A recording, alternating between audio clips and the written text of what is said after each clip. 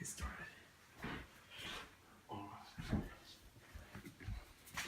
Good afternoon.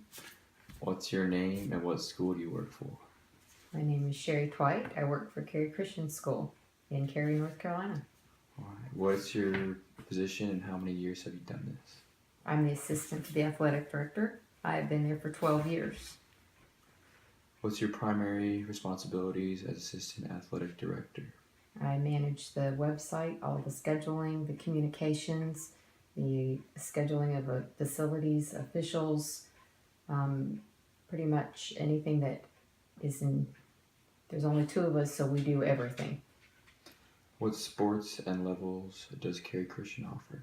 We do middle school and high school sports. We have two levels, a middle school, a beginner level, and a more intermediate. We have junior varsity sports and we have varsity level sports.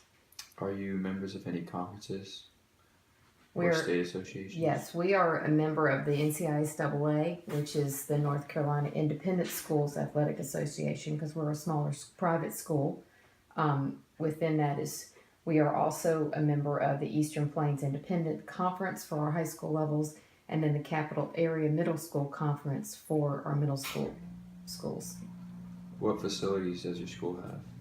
We currently are quite limited. We have a main field for practices and games for soccer, football, lacrosse, and field hockey. We have a baseball field. We have to rent off-site for tennis courts. We use off-site golf courses, and swimming is, we use Triangle Aquatic Center. And how do you manage your facilities? We have to be very careful managing the facilities because we do offer almost 40 sports teams, so we have to organize it very carefully on who's on the field at what time, and so that the games don't overlap and the practices don't overlap. How do you schedule games and athletic activities? Currently, the conference does an overall conference schedule for our conference sports such as baseball, basketball, soccer. We have to fill in all the non-conference games.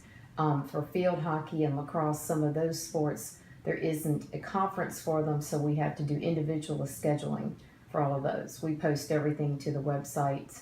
We have to have all the locations for all the off-site events. That takes a lot of time just to keep up with the off-site locations. Okay. Does your school require medical releases or parental permission forms? We do have a physical that is required. Parents have to take their children to a doctor. We have a medical form that we have all the parents sign off, and also permission to travel. Are trainers required at sporting events? We do require trainers. The conference requires trainers for all the main varsity sports. The conference does not require them for all sports. We do have a trainer on site as much as possible. We do not have it on site for every middle school game. Okay. What does your program do to monitor concussions? Every student is required to take a baseline concussion test before they're allowed to participate in any team, and that is middle school and high school. How is your overall programs managed, and do you use any athletic software? We use Big Teams. It's a specifically an athletic software that is very helpful in putting all of our teams in, all of the schedules. Any parent can look up the locations, the times, when they're released, when they're going to be transported, and it is available to the public. Okay. Do you require coaches to be certified or pass any type of clearance? Certifications are specific to the sports. It depends on what sport, on whether we require or what level. If they're a varsity level, they tend to be more certified in coaching that specific sport. We do make them go through a background check. They sign off that they will follow our school policies, handbook policies, and we make them fill out an appropriate application in order to be hired as a coach. Okay.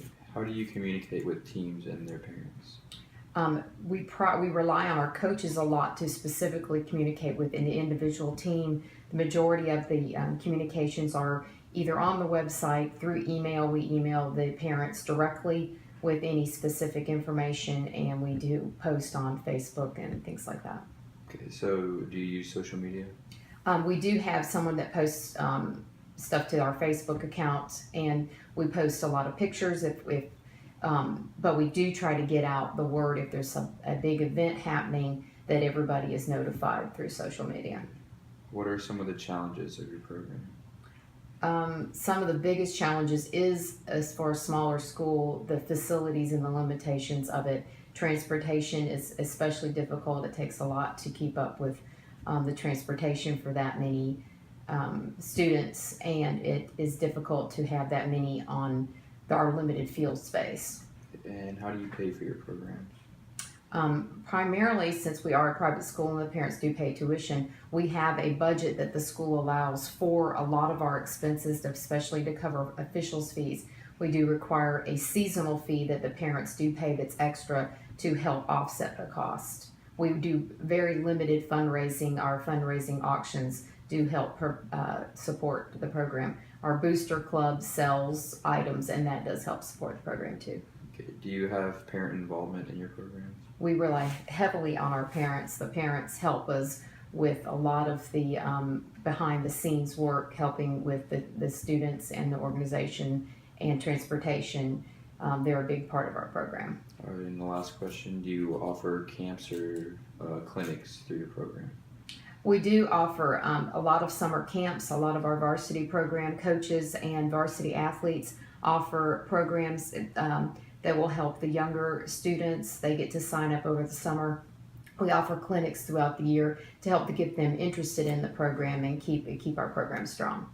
All right, that's it. Thanks. You're welcome.